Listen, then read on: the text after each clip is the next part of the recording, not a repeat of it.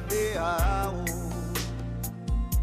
Be se veao Momoli mai se nu mamao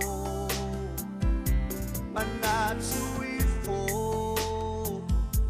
Ilo uloto Ya o fili malin oto Soy manatua La tafe ngainga Na o iyo e ya oe E muta onolo walofa E pele oe Ilo ufatu Ulo mana o te no foma O lau Yesu lea Na e fina umai ai Lea ua tapa a e tasi e whaia Lea umai te whiwhi ai Delio Yesu keriso Te muli muli ia O ia lavolo umasai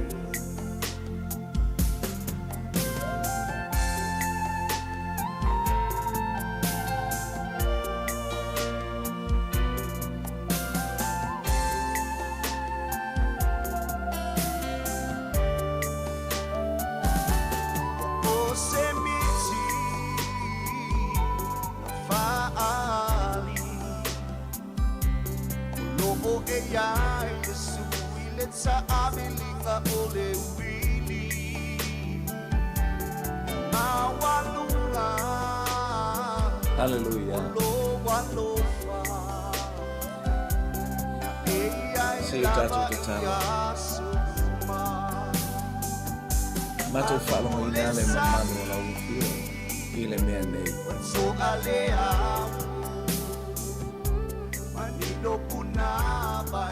Oi el tangata wanga natu mai ai oi lo utu ia ufa mo yanga sauke fa sauke alanga ai le loto mo fanganga fa ma wala lo mo loto sauke epa ia oi ho wo Fo ia te oile vi inga le wha manu ma le wha ne tanga wha pale ina oile vi inga wa o le atua o ki. Tu ma watu ia te oile. Le mamalu ma le sili sili esi. Hallelujah. Nei o le wha. Whaftai ma wala nei tai au fau, ma le nei tai au mata mo fie, le aso fau ma le wha malo o longo fau. Hallelujah. Mato maua mai ia te oe. Whaftailo mato te masa, tau sia I mato a mato lungo o mato moenga. Iei fo ipsuia ingo I tau I o mato tino le li I. Ai mato te whaftai o oe o le atua I Jehova Rafa o le whamalo longa. Ele o liu o ananafi o le nei aso e o le whawa. Anga le mai la o fio le nei tai au le pokalame la o whanau Tuutuulima le afi. Asoina le li le mamalu le nganga pa ia mātou te. Ngālulu e le nei tai au. Awa ele mwhai na mātou whaia se mea pe au noa ma le whai loa mai, ma le ngai oi mai, pai mai, ma le lingi mai la o whau unga. E mātou te tau talai. E ala ia Yesu keriso mea umole nei tai au. Anga lei upenga te whailangi so staffa whai na mawale nei polo kalame. I o mea umai lovi inga ona o Yesu. Amene ma amene ma. Ni ele ali. Watalo patu isi o tato watu nuku Samoa ele ngata foilea ia ole aingo le fatu tua. Fain tato maua mai nei polo kalame ia po e lungo fo nga wenga po tu te mafaiva. Hallelujah wa matari o nei tai ao. Ia ile anga le lei o le atua. ia haleluia e whamarua tu fo i pia wa e mo mai i se teimi haleluia o tu wai mani tātou Paul Kalame ia ese fo i la wina mai Samoa ia ese fo i la wina mai ia wina atu tono a tātou wheloa i tono haleluia o le ofisa au tu o le Global Kingdom whatala watu ai fo le whatonu talo velo sunga le whatonu ia le li ia uti loto ia o se teimi ia o atili fia lo loto haleluia ia le li praise God fata lofa foi hallelujah onga lea tua o mafai on tato so tau au ia matato pio fatasi au wale lawa ina ia pare famanosia sharing God's word ile tu fatu hallelujah male tato fa so ina o le afionga pa ia le tua ia tato ye ni ta lau Paul Kalame tona ilunga le screen Tuutuulima le afi passing the torch.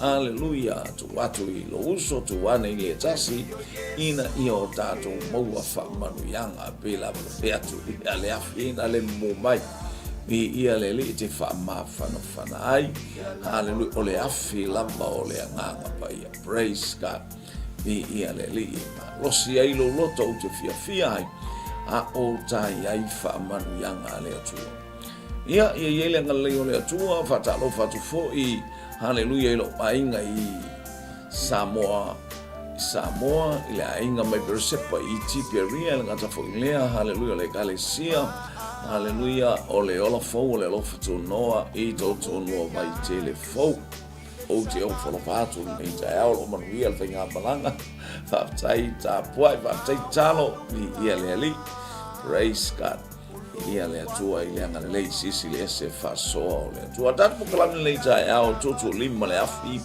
hallelujah bring ya pai se me passe tu ele afi i tai au ia le tele avo i tato sau i le tai au ia i fo ina i fa fitau ni fa le to i le tangata lai hallelujah o tau ngao elo i le afi ia pe o fa le tonu la ta alo elo na malos ya tutu watu ia ile upua le atu o le afi hallelujah praise God e ngā yo ile ngā ngapai o le upua le atu ni ia le li me vaso ia tu ni tai au o le upua le atu e o fatasi ale upua le atu ma le ngā ngapai lango le au mai tasi a e poto e faita utus pa ia a ele o ia te o ele ngā ngapai fai mai la utus pa ia polalo fai mai wa etalia Yesu hallelujah fai mai le nganga pa ia praise God estele lo Yesu pe a fai ele ta watu ele nganga pa ia to mo mor ko ni to lom ja pe suma lua lona fai upwe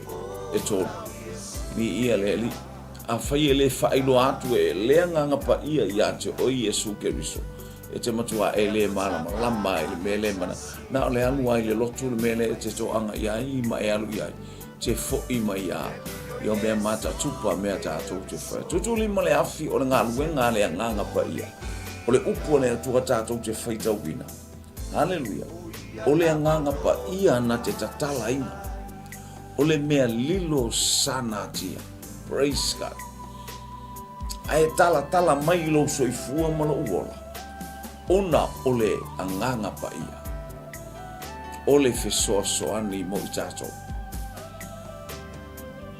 o le nganga pa ia na te tala ina le afionga le atua. Ina i o tai lo le mea lilo. Lang pamalita na tu salamo. Lon ma ta salamo suma lua lon fai upo e fitu. Salamo suma lua fai upo e fitu la fa pe mai. Hallelujah, praise God. O le e tu sale upo le atua mase a rio ua o feliwa ina fa fitu. Praise God. E fa fitu ona fa mamaina o e tau whaafonga mai lai le ario lono winga e tao tulo e tao ai le umu mafitia ai tu ai nga makala lea mea maka e fa fitu ona fa mamaina sai bi alo wa me fola o la papa se ava se awala fa ngo fia fa pena o tatu tau tele e va ai ni fa ngo ni ario a le winga le upo le tu le papa saule la au tele pe la au la tu mai hallelujah lau papa lea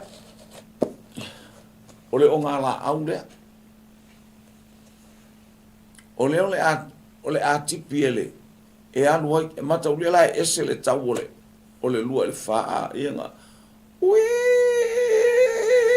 makala aku le lau papa ia sau le lau papa o so mai le lau papa ui o so mai le lau papa e kau vai mai le o lo la ina eva ia tunga ile wa tipi le lua le ono e le kukusa le sa tipi le lua le fa le la alu le lua ile valu po le lua le ono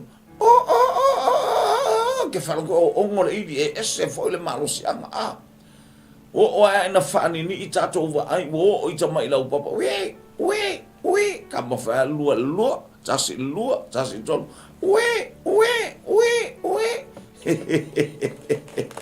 hallelujah ia o in tato va ai tu inga me pe ni pepa le sa wele pepa o tato va ai o le lau pepa le wa sila mai na fai mai le lau papa na fai mai le la au le lau pepa le hallelujah praise God na fai mai le lau pepa na fai mai le la au ile la au le e fai lau le na fai mai le pepa le la fai mai le tus pa io la fionga le tu wo se a rio wo fa fitu no fa mai e alu wa tato ai io wa tato mo le lau pepa le mo le tus pa ia praise God tu ai lau pepa es ia le male fa o nga ina ese o me uma o lau papa me le aya o ele betautia tau le popo ese fo il sua u le mo mai temio le valu le popo valu lele wat tau bele so pepe lele o fa ele falif io ai fo ile si tu inga tau le popo tu lo io le o fa nga ha le vili le masini wow ai ba tu pa u mai le suau le pa le perfume so se tu inga wa tongi la le wa mix fatas ese tu inga fainga tato te fa pena le upua le atua ma le fa matala ina ele anga pai o le mea lilo sanatia halu awa faingo fie ona tato va ai ma tato tilo le winga lasi ma le matau tia o le atua e ala i te inga le anga pai sil au so tato fe auna le nei tai au ta au pues fuma le fitu o tu sia luka o lono foi upu e luas fulu ma le luas fulu fit ma le luas utas fi sili le au frasai o ma le tu tangata foi fa afia i loa tangata fa afia po tangata ola faltino tangata lotu e tu fe sili la to te testing ale nganga pa ia le anga la to te lema la to te le masani ai la to te le iloa ele fato nua i fo in la to le winga o le nganga pa ia hallelujah le ana fa mai Yesu ilo na uso ta upo lua sumal fal tu sia luka aron fa po fa sumani o e fatali le ai o le ai le ai o Jerusalem do not leave Jerusalem but you stay there fatali na se fa ofuina o jowi le mana mai le lang se maua o jowi le mea na fola ina mai le lang ai o fatali ina o ato te o le fai mai tu spaia hallelujah tu sia mata io o e faino uma maso tala ya tum baptiso sua fole atua ta male atua le alo le atua le nganga pa ia le fa fa uma i tala ele fa peta te tua lo tato volo i tato loa hallelujah tu spaia ka woka la i kala tele mautala e ua ea la fongisu tele au tala tele mele fai ai ala ngona ma io tato ngoto ya te tato le pu fai upula na mai hallelujah fisil au forsai o mole au tusi upul mata upu na su mole fitul tusia aluka hallelujah o mai ya fer le malo le atua det fa mai Yesu ele o mai le malo le atua male va ai mata you are not seen by your physical eyes eleo o mai le malo le atua ma le va ai mata Ele whapeane fo I tangata lai fea. O le winga le whape o le kalesia lea o la tato won mako e kalesia lai ule so le laungan whai aure le laungan. No! Wai ate o tau lava o e whafonga maritala Yesu. Vai le mana o le fsiri ele walia. Le whai mai Yesu. Wai ate o tau lava le malo. Hele winga o ia kala. Ala e tuul tangata ele. E au mai ele malo. O lai tūl tangata na au mai ele malo.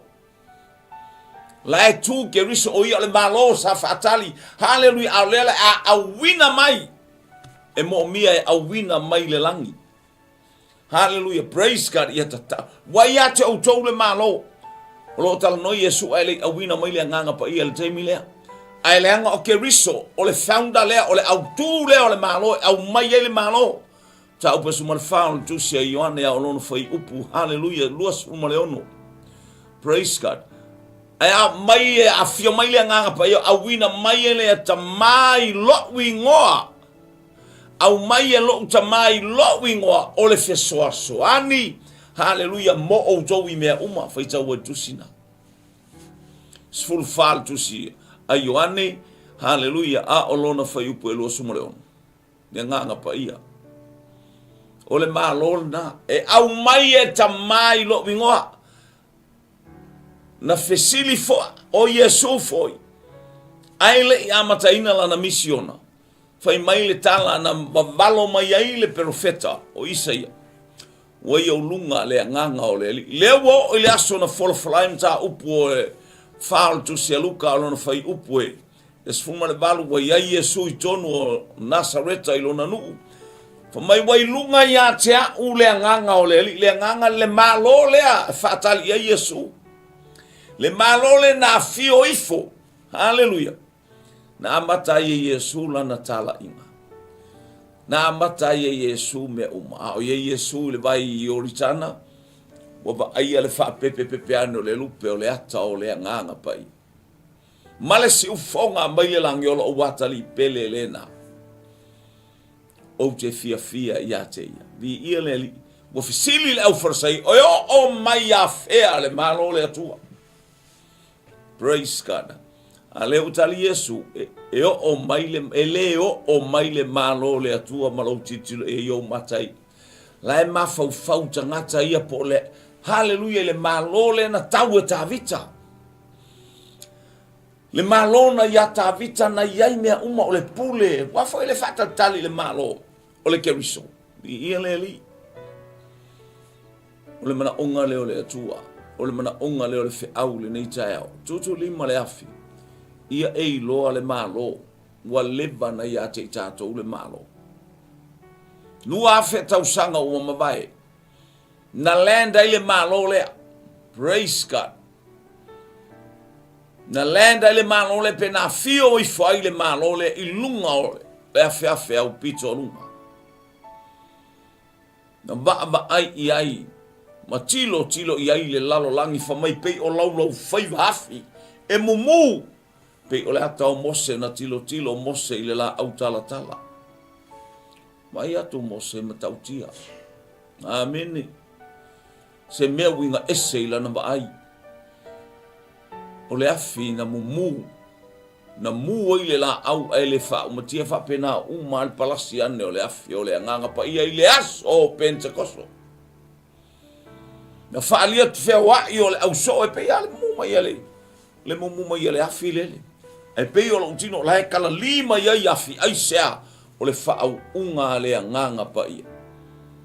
Ni ia le atua. Praise God. Wa te tei.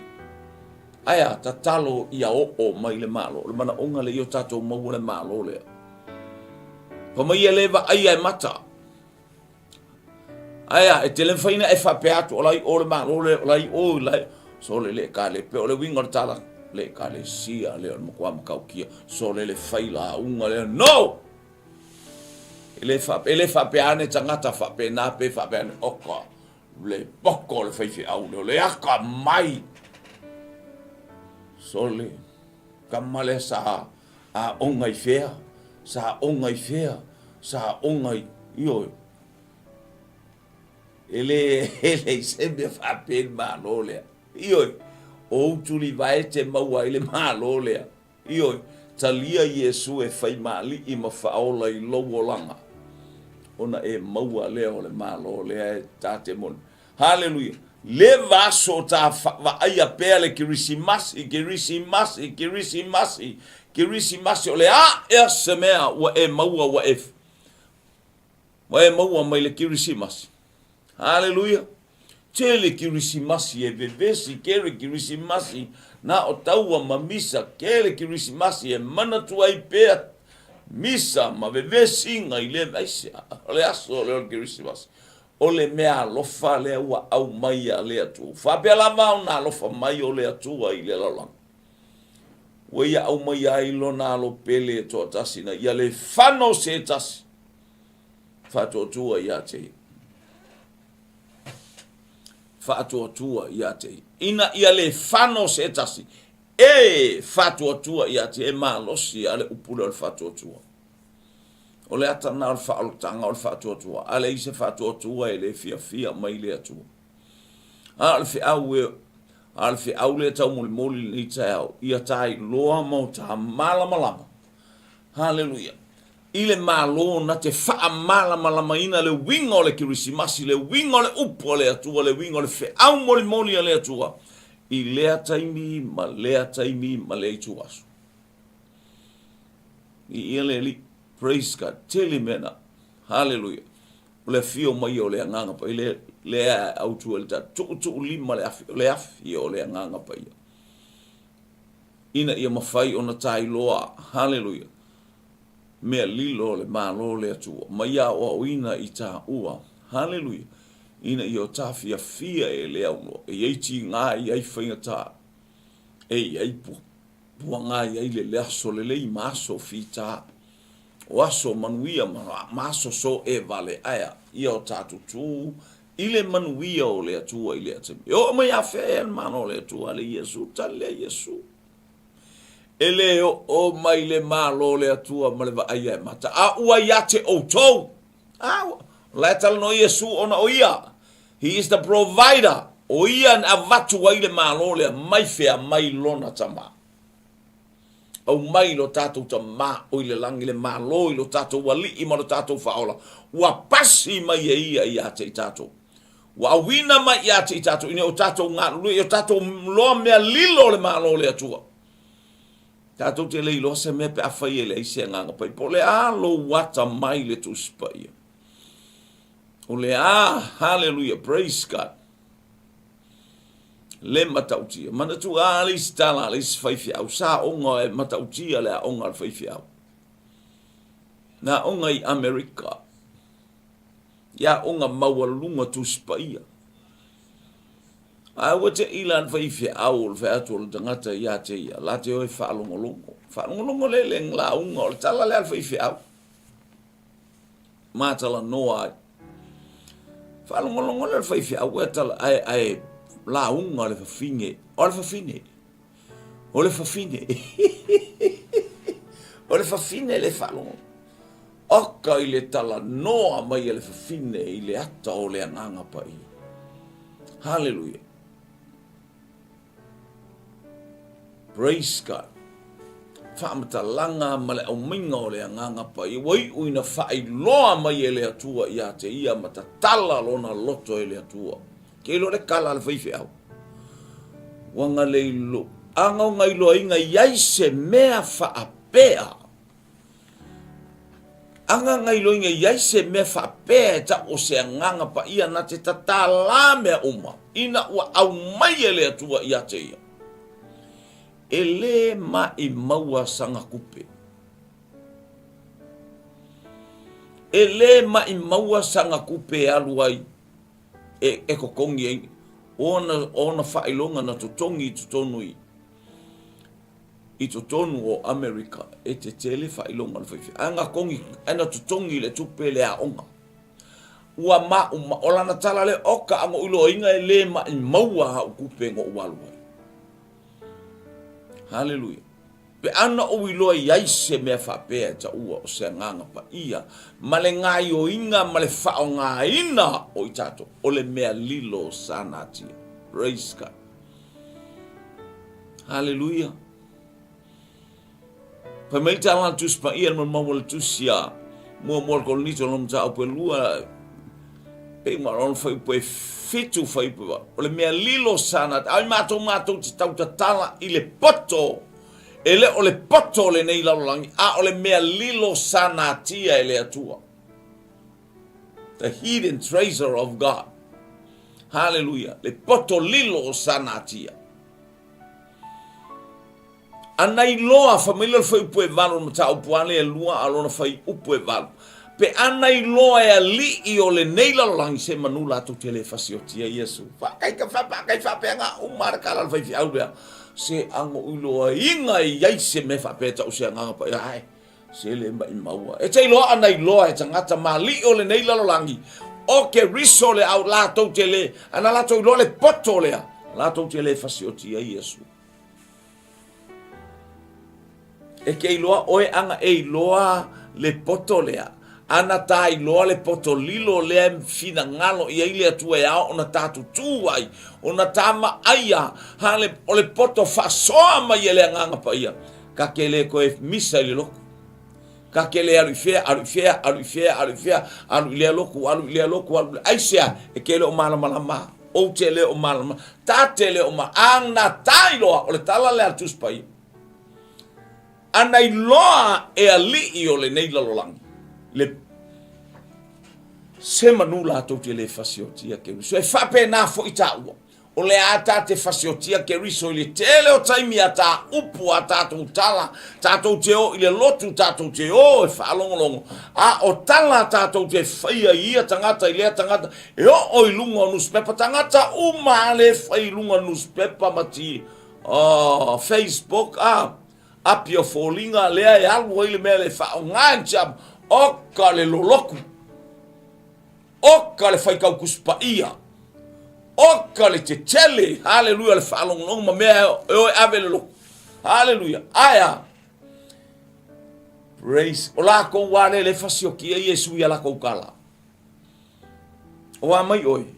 E tele o fasiotia ke riso ia ukala i vai. Hallelujah. Praise God. Te lo al malo sa mo le temini wa umaku wai.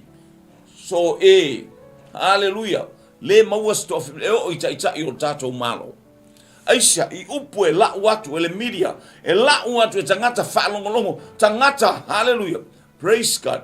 Hallelujah. Aisha pe wātua tangata ali i vahenga wha upu whai. A ua le aise la ngona il tangata o le atua. Hallelujah.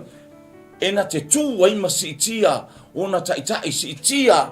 Tangata o le malovi. Ia le li. Ia atoa fwoi mawhaifi au. Ato. E o whaifi au la kovia. O le e whapuru sara lau voi whapea o langa whaifi au. E whaivaenga. E whaivaenga. Paule meu tātou i loa. Hallelujah. Tātou ai le tala noa mai alenga. Ana tātou i loa. Hallelujah. Le pato lea mai lea tua. Se manu tātou te le fas. Se manu lātou te le fasiotia ke risa. Ale ufatu ate oe. O le tupu mene ili termine. Lea tātou te fasiotia ke riso. Aisea. Tātou te le o malama i le pai mai o le nganga pai. Tātou te le o malama i le palasi mai o le whaunga. Ina ia le manuia o le atua i lunga o lanfa. Ele o mai le malo lea. Le malo lea o le nganga pai. Ele o mai maleva aia mata. Hallelujah. A o lo talia o keriso.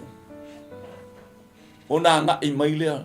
Ona nga i mai lea o le whau unga ma le palasi mai o le nganga pa ia e tai o. Pa mai talantus pa ia le tele ni aso e vaa. Hallelujah. Le taimi o le afio ifo le nganga pa ia. Le malo le atua. Le malo na fatali ai le au sof mai Yesu o. O e fatali Jerusalema. Se i faa ofu o tau i le mana mai le lang. whakako wore ko ke kala, o la kou mea kako woe kala i. Pe a whai na ole ingoa o Yesu, ai tātou te fo i mai e a purupurua le Yesu, le tātou te o matatou. A tātou li liu ai whaitala, a o fo ina e anu i lunga o penga te whailangi lau whaalongolongo le upo le to, ai a o fo ina e a ngai ane whaitala o lea, whaitala o lea, whaitala o lea, whaitala o lea, whaitala o lea kālesia, o lea e kālesia. Wow!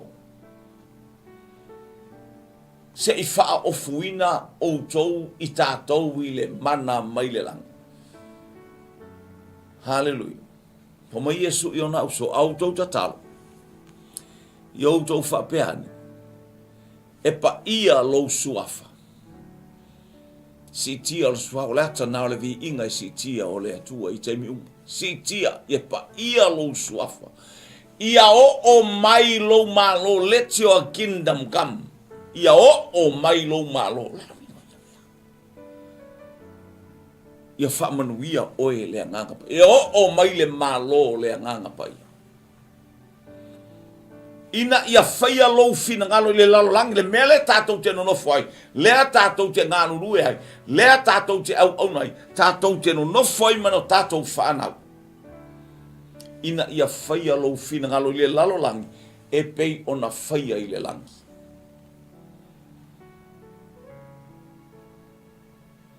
Tina ngalo le tua i le langi na le vi inga.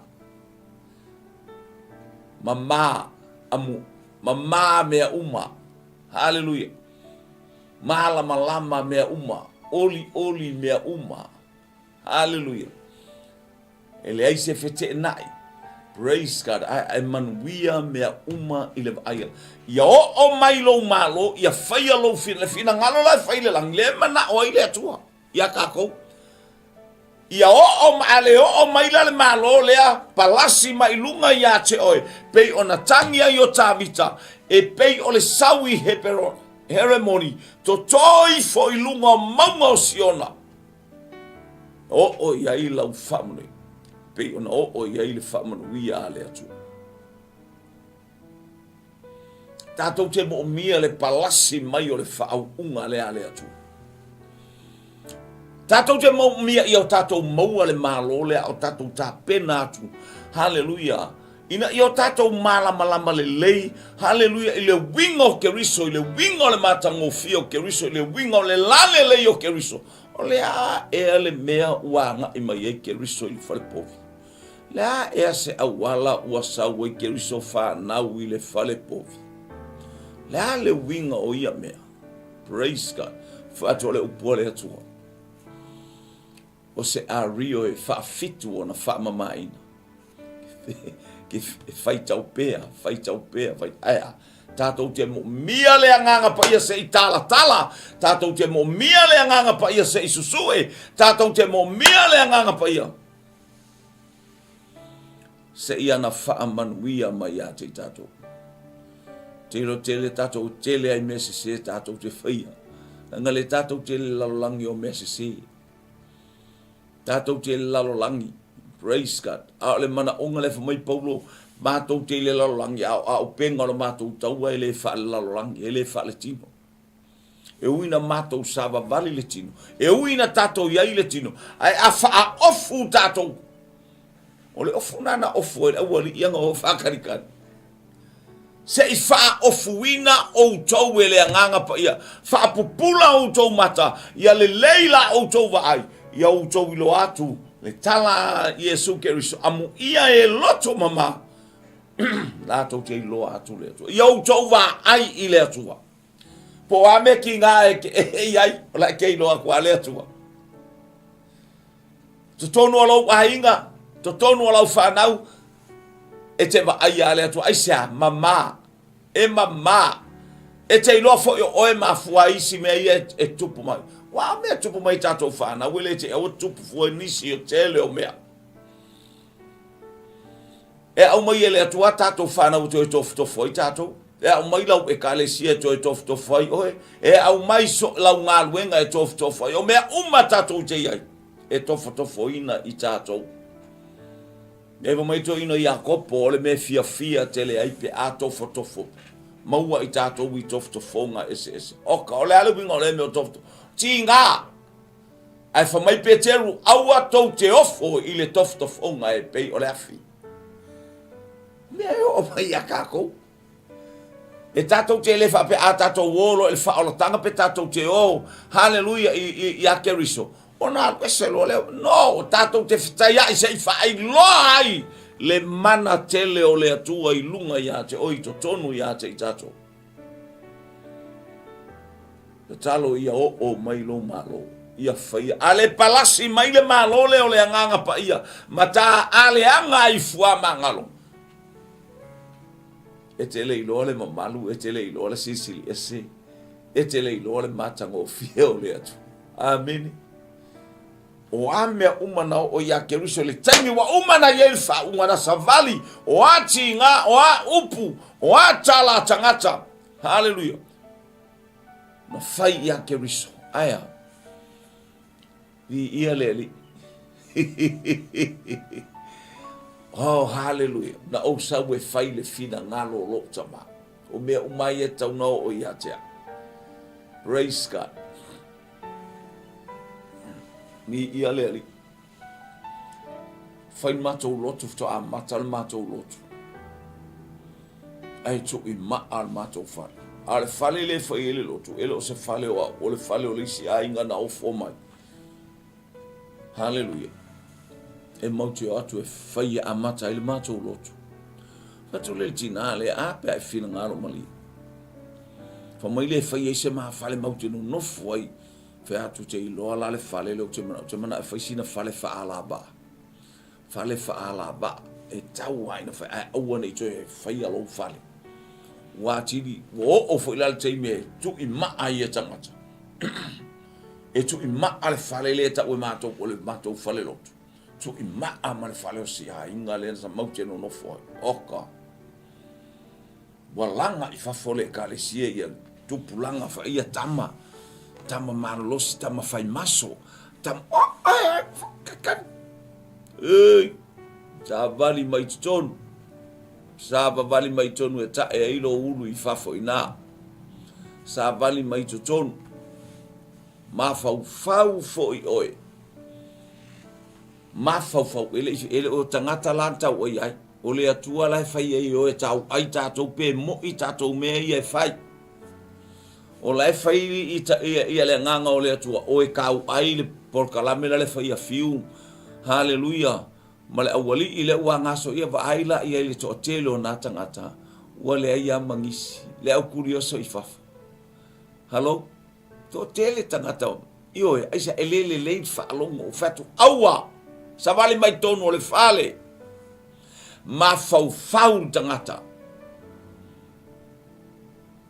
Hallelujah. Ma fau pe tele tau aia fo ini fale o niste a inga mani e kales ia o ai niste tangata.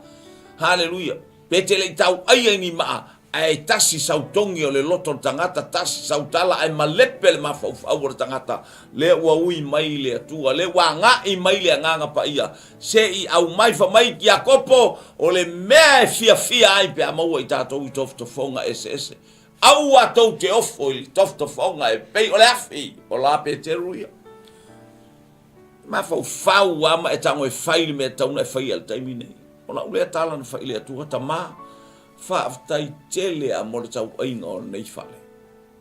Whaaftai tele a whaamanatu mai a tea ulo ua langa le anga. Malo ua langa tau ai maa. Ia vai au ke kau ai maa a fo le fai fea. Kau ai maa fo le fai fea au ia. Hale mo fato ese. Ta maa fato au no te mile tau no fato ese. Wai, whaitata lor tangata.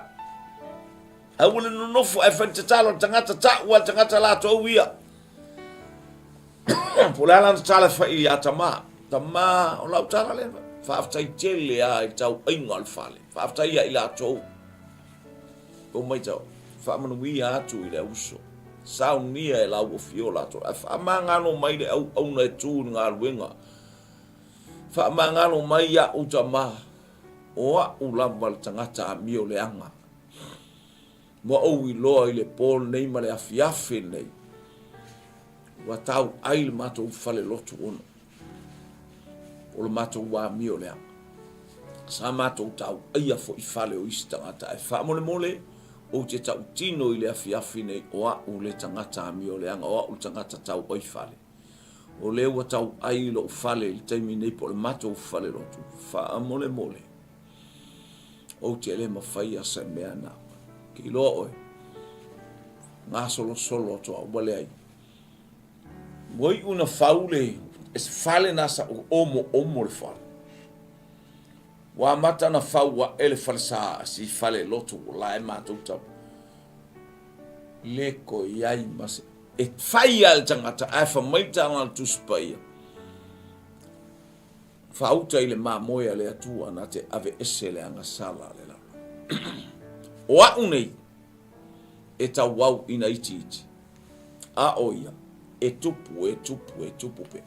E alu ale tau oi fale alu le fo tato wanga ilalo ai tupu pe al anga le lei ma le fasoa le atua ma le mamanu o le atua. Ua tupu e ala ngalu e ngā le atua. Wale koe pa o se maa. A le mana onga. Ia tai oe le maa lo le atua. Ia tai oe le anganga pa. Ia o tatou la ngona le anganga pa. Ia ma tatou loa le mea taun tatou whaia. Tatou whai loa I le atua o tatou tangata angsa. Tatou tangata milo tofu tatou kakou amaka mai le leanga. Tatou amata mai mea se. A ole mana onga lea o Yesu. Hale i outou te talo. Ia o mai lo malo. Ina ia whaia lo fina ngalo I le langi le tatu e nofua. Le te ngalue ai. A e alu ngalue nga. Ia whaia le fina ngalo le atua. Pei ala ke ngalue oe. Ngalue I lo ainga. Pei ala te ma ai a ke riso I taimi uma. O oe le tangata mama. Ai whaia te le whaia whape a mea se longa e tū maile. Le tai whato a. Pio tala meo tamiti a onga fo esa sa pausa. Whaiau, whaiau. Ia kuku eva. Whaile kala. Kala walu la o le oka le leva kala walu ku le vaole sas. Nga wa e ko le sopa le melo sopa ko le alu. La so fa pena.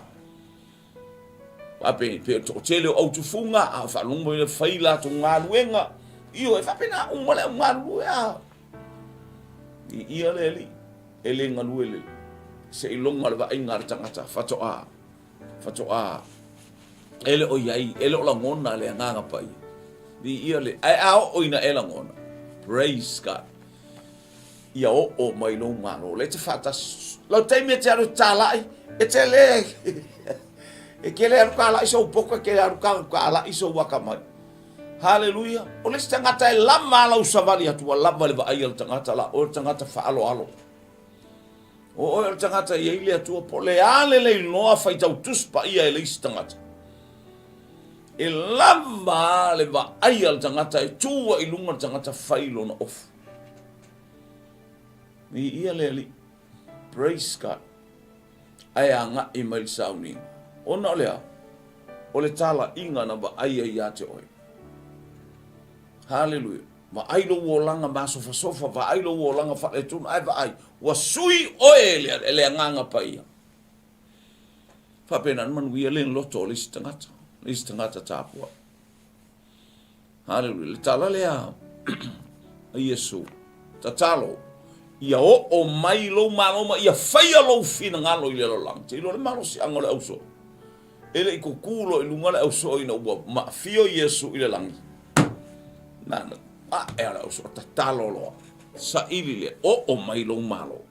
Ia o mai lo malo. Ia o mai lo malo. Fulu aso e palasi mai le malo. Fatal tali ia ili auso. Praise God. Oka fa manu yanga mo ilato fa pena fa manu yanga o tangata na yo taf pe a o ina nofo le malo le o le atua I lunga ia te oi ia te o nofo I to tonu ia te tato ngai oi mai tangata lilo I to tonu o le tangata onosa ui mai ti ngā ma whaingata o le tangata onosa I mea ti ngā I ia le o le fatuso ke riso le ala fua ma le ala tu sauni e ke riso mo o e mo ha uma I tato. Vi ia le Matou to mai o le langia pa ia lo suafa ia o mai lo malo ia faia lo fina ngalo i le lo lang le fina ngalo lea palasi fo le fa'u unga le nganga pa ia palasi fo haleluya le malo haleluya mai le langi pe ia le tau Elia ma Elsaia le na fa'ata mai Elia ma Elsaia fa mai Elia ya Elsaia o le aso manao fa mai Elsaia o te mana o fa'alua mai hallelujah praise God o le ata le o tatou mana o mia o Yesu Keriso o le mana onga le o Yesu Keriso esele o onga ma le teaching o le upo le to le la afio if o le anga pa ia fa'amatala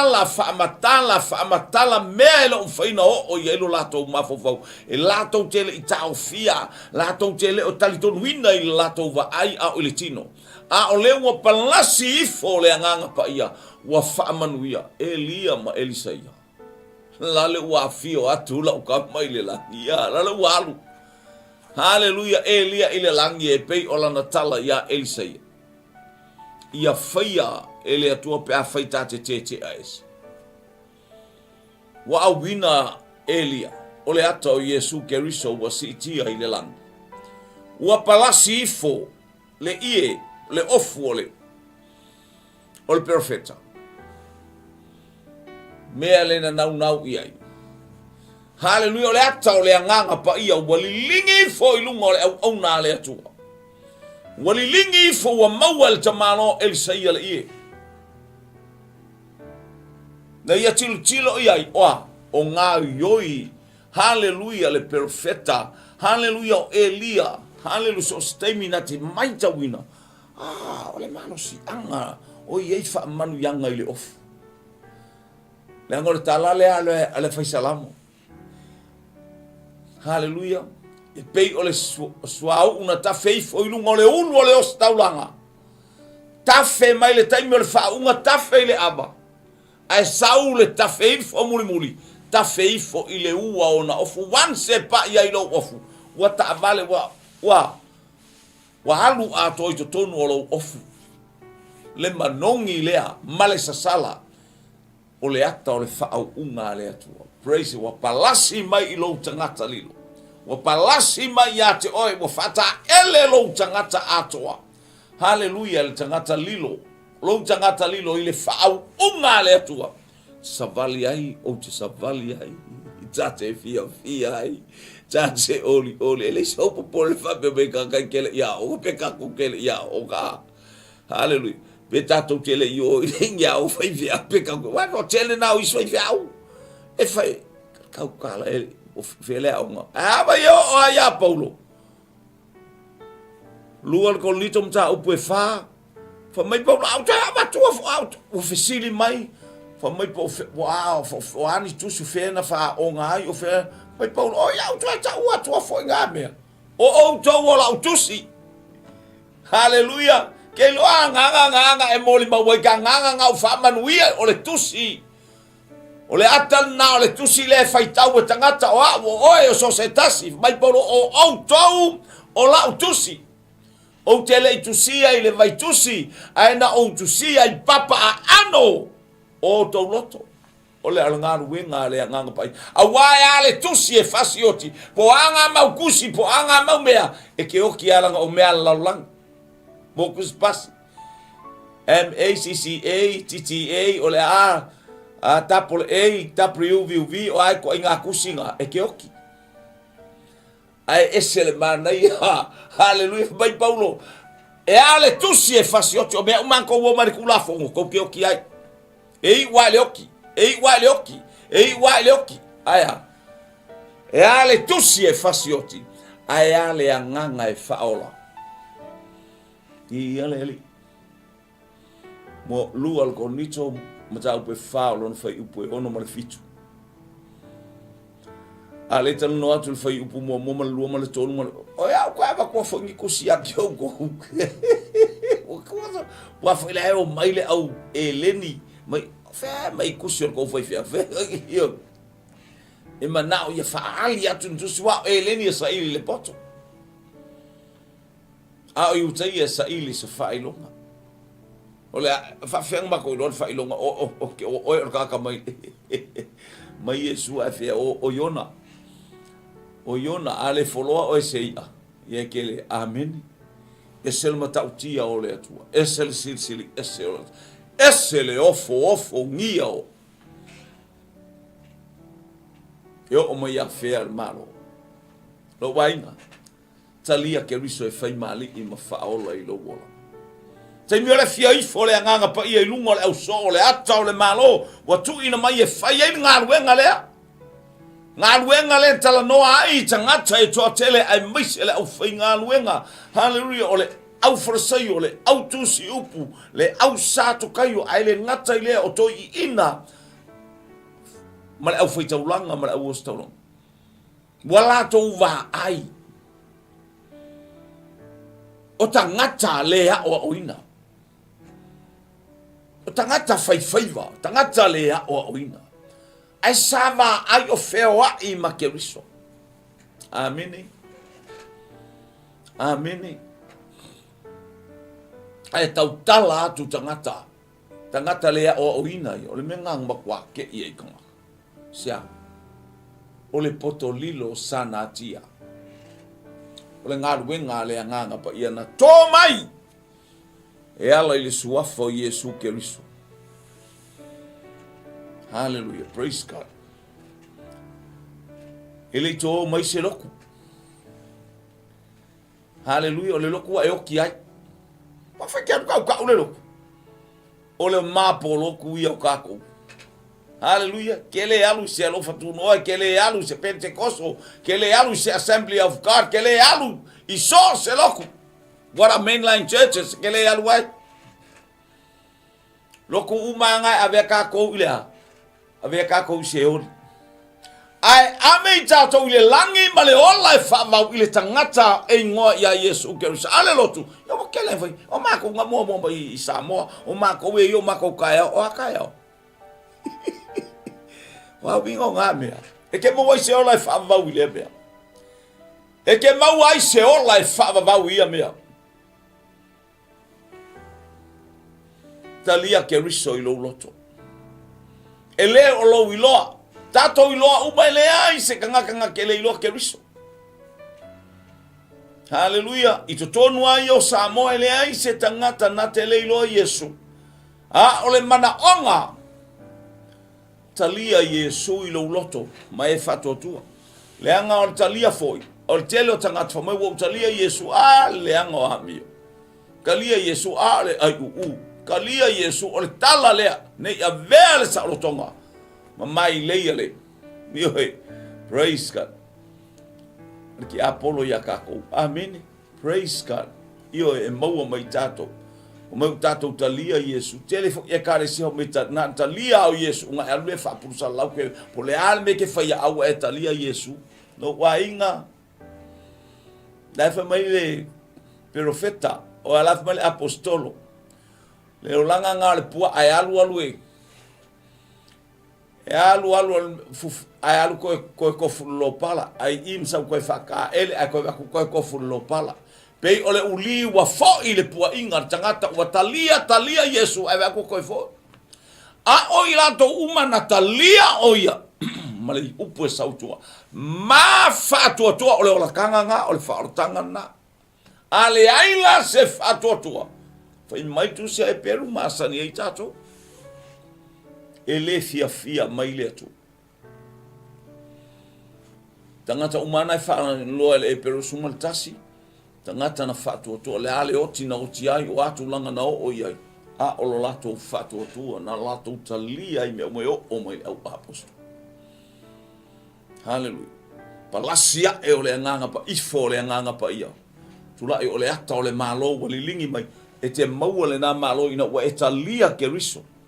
E whai mali I ma whaola I lo wolang. Le whapea tātou talia o Keriso. Tātou te ola I mea fō. Tātou te ola. Hallelujah I le whatua tua. Mea umana la unga ai le vale le o pētelu le takua tangata I nā ona tai. Oka na matua ofo. Fo mai wa sengia o lato mauli. Wa matau tu ia o lato loto. Lato le ale mea matau te maua. Hallelujah. Praise Salamo. Papa tiso le suafa. O Yesu Keriso. Salamo. Papa tiso il suafa o Yesu Keriso. Ole ata na Salamo. Praise ole ata na le papa tiso ngolo Salamo. Salamo mai o tatou. Le anga mo tatou. Ia leli. Anga leli atu ia te ole nita ao. Praise God.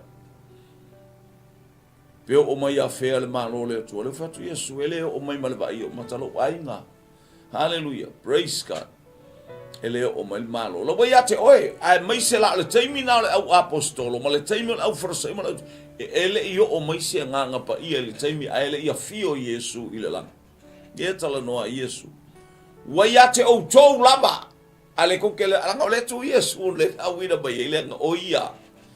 Hallelujah. Le fatusa le malo. Le walu Yesu le lang. E awina ifo le malo. O le malo le nganga pa ia. Hallelujah. Praise. Ole ato toanga. Ole ai ngā tua i le lalangi. Wa fio mai. Na iei lea tua le tamanta i tai mailinu. Na iei Keriso lea na taa faila na misiona na fasiote tanga. Lea nganga pa ia lea wa fio ifa. Lea o tala noa i se te whano. Hallelujah. Praise God. O mai a. Mea sa whaia o tau ta mal fasio tangata. Le o mai le taimi o le nganga pa i o lo whapea au kou o langa. Tala nare. Tangata le na tu i maa le te a kono le na la. Langa o la ungai whapea le te a kono le matautia. Whaonga ina e le nganga pa ia. Whaonga ina e le nganga pa ia. Ina oi a talia Keriso. A wina ifo le nganga pa ia. Le aise fef e tau tala. Hallelujah. Le aise whaaloto loto lua aia. Tau tala ile pule male mana mai le ngang pai fa manuia le atua ia te oil i tae. Hallelujah ile ngale leo le atua ia te oil. Talia Yesu e fai mali i mafahola i lo wola. Mana i fai talo le nei te ua to te l'inisio o fia fa tali mai pole al talo. Talo o lau lava le talo wa e saunia i lo le lau tala noa tu ai talo ta fa tai i mai le talo. Hallelujah talo le fa o la tanga. Ai ta fatal talia tu ile nganga pa ia se moli e yo ta loto fia mo ta loto ori mo ta loto fanga e tia hallelujah ile polo kalame pe ona tato ta pena tu ai mo Yesu Keriso famna tu ina lona soifua manu malo hallelujah vi ia ile tu ta mafa ftai lau upu tato talo ta mafa ftai lau upu mato whaalongo i le nei tae au. Tu mau ia te oe le vi inga, tu mau ia te oe le whaamanu ma le whaneta. Ma ou iloa, wa ou mau tinoa. O te tau tino i lo ngutu, o au le tangata angasala. O au le tangata na e maliu ai Keriso. Au vala au lia loupa ia ma lau mamalu le nei tae au. O te mafutai ma tatou mafutai. Tai lo lima. Tai lo lima. Hallelujah e oe lo wali. Hallelujah. Pa mangalo mai o se mo vai. Ta mafuta ma oe. Ia i uatu lo loto na o lo vi inga. Fia maua le manuia ina ia opsa valia ianga ia tu ile Kirisimas. Ia fa manuia mai la wa fio ile nei taia. Ona o Yesu le li malfao. Tama fa manuia o tangata i lunga o penga ta failangi so se mea o tu la ai po le farafenga luenga po le beach. Hallelujah po tonu sta male po fela mal mea. Hallelujah o mato to talo fatasio ia yo tangata fa longo ila upu ile nei taia wala au ila wa fio. Au whamanu ia utangata. Lau whau unga. Ta talo i la wafio. Ia i lunga o utangata. Ina yo mato malama. Yo mato au iloa. A o mato samani variatu. Ile Kerisi masio le neito sanga. Mato fai mea lofa ile manino. Fai mea lofa ile matango fie. Fai mea lofa ile iloa lelei. O mea uma mato te fai. Ia ipo ne umoi o. Mato talo leo no Yesu. Tasi mai ai po kalame umon nei yaso ona o Yesu. Amene, ma amene, ma amene. Famnuia le tua ia te elo uso, famnuia le tua ia te oil tua fine so stasu fai tatou mafuta. Faftailo sao faftai fo ona o lau. Hallelujah mafuta ina no nei tai au yanga le lei le atua I fuafuanga no nei tai au. E batu sfasanga le tlea o ye sauninga. Hallelujah va joa ale ekalesia ale alofa tu noa I Pentecosto I tonu o Manurewa ile address ale Lima Lebanon Crescent. Hallelujah 5 Lebanon Crescent. Hallelujah ito tonu o Manurewa ye po kalame na nei asolulu. Hallelujah se yo ole asfaraile. Hallelujah maile ekalesia. Hallelujah le global kingdom ia po ole alofa tu no nei ole atua mo oe il nei auri tonu por tato address le o watu ia family le atua talo I July fulo po stain va pena to eta no mai ai tato por kalame awal tato por kalame masani. Hallelujah ai mainu e mamau le ala ia le atua le inga no Yesu. Amen amen amen. Awalunga ulo walofa This God Ei lava ia suma Alule sabi Wanso alea Manilo kuna bai Watsilo fia leali titai Wa etawia ole masai Neolanga saso ona fenumia Ola Yesu lea na efina umaiai Lea wotava etasi efaya me mai sipia Delio Yesu keriso Ose muli glory Oia lava lo umasai Ola Yesu lea na efina umaiai Lea wotava etasi efaya me umai sipia Delio Yesu